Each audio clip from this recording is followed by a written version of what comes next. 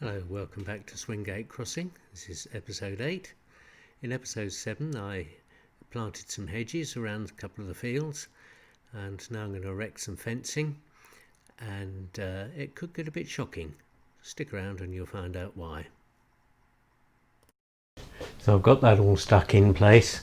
As you can see there, I've got a glue bottle just holding that piece of hedge up. It keeps wanting to lean over, so until the glue has gone off, I'll do that. Now across the gap here I want to put a fence, because there was a fence there in real life, so I'm going to duplicate that. It won't be exactly the same because that was one of those strip steel fences on sort of eye-shaped uprights, which is a bit fiddly. I've got some moulded plastic fencing here which is suitable for the sort of area, although it represents wooden fencing rather than metal, but a little bit of artistic license there, I think. So if we come over to the layout now, it's fortunate that actually 3 sections is exactly the right length to go in that gap there. So we snip that off.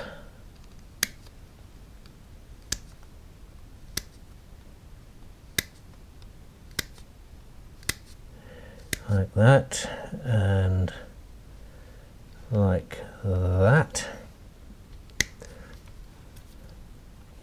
Okay, then we'll snip down there to release that, and whatever. So that will go in there nicely. I've just got to treat the end of these 2 bits of hedge here which didn't get covered in scenic material, so I need to put a little dab of glue on them and apply some scenic stuff before I put the fence in place, and then the fence will go like that. It will need a slight bend in it, so let's see if we can induce that by just doing it with my fingers. Yeah, a little bit of a curve in there now, which should fit round there nicely. So the next thing to do will be to just clean off any flash off the top of those. I'm hoping that I can stick it with this. I haven't bothered with the ends of this actually. I'm going to give it a generous dab of PVA up there. That doesn't seem to be. And then on each of these 2 feet, put a dab there as well, and we can only hope that that actually holds. We will see what happens now. Oops. I was hoping that wouldn't happen, but we're going to put a little bit there, and if I can get it in there, a little dab along there. And then I'm going to use some of this offcuts from the Potscara in there to represent a little bit of undergrowth, which you obviously often get under fences in the middle of summer. So put that piece like that. There we go, and another piece under there.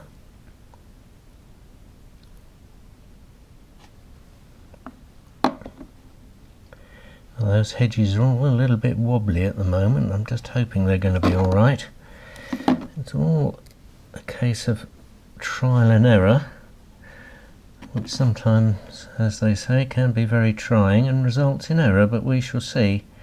So that's got all that glued in there. Now the other thing I need to do is along here, that's now of course verge rather than field, so that won't have been eaten. So I haven't used this before, so I need to cut the top off.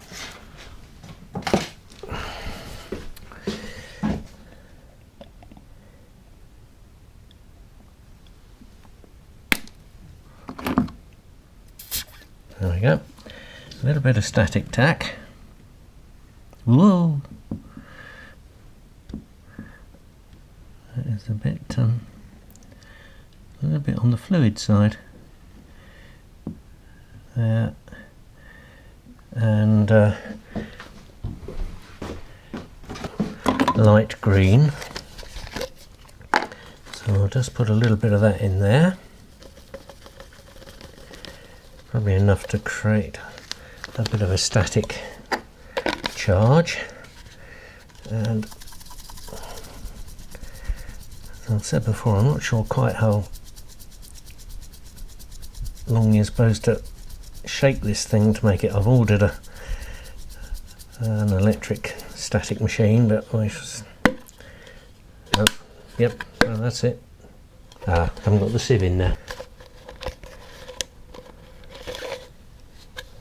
It's a case when you can't really prepare one earlier, so we shall have a go and just get a bit of that on there. Doesn't seem to be standing up very well, but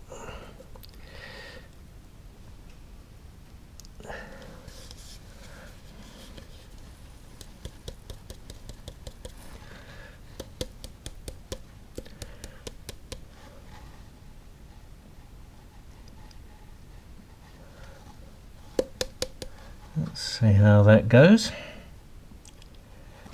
As I said before, I'm going to put an electric fence across that middle field. So these days electric fence posts look a bit like this, and you more often than not these days also you'll see a bit of white conductive tape through them rather than just a thin wire, particularly when there's horses. I think horses must be need to be able to see what they're going to get shocked with. But back in the day, these were more likely to have been in use. They had a piece at the bottom, spike goes into the ground, you put your foot on there and push it into the ground with your foot, and then at the top it would have had a pigtail on it. Just the rod was bent round like that, and you just slip the wire in.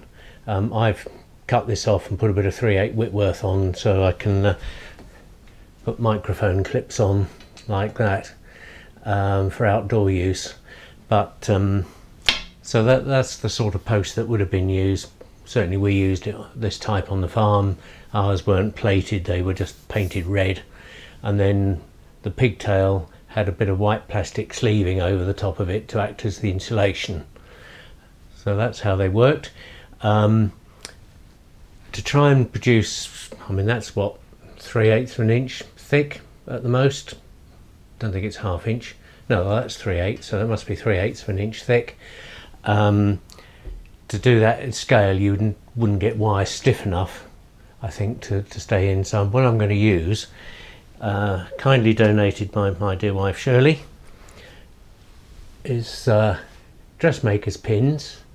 I come in nice and close, and what I'm going to do is file one side of the head off, flush with the side of the pin, and then just stick the representation of the wire underneath, put a little blob of white paint on top, and from normal viewing distance, after all that's 9 inches from the back, from the front of the layout, and then you're normally going to be standing about here looking at the layout anyway, you're not really going to notice, but it will stand out at the same time.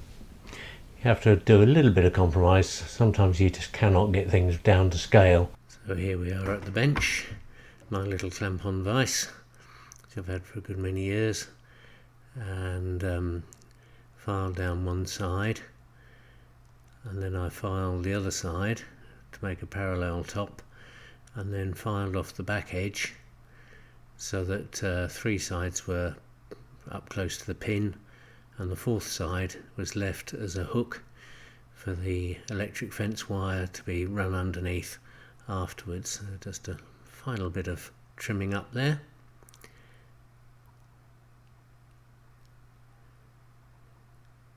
Then got my scale ruler out, and once I'd established the right scale, just checked that the pin was the right sort of length, and it worked out by the time I'd driven it into the baseboard, it was just about the right length,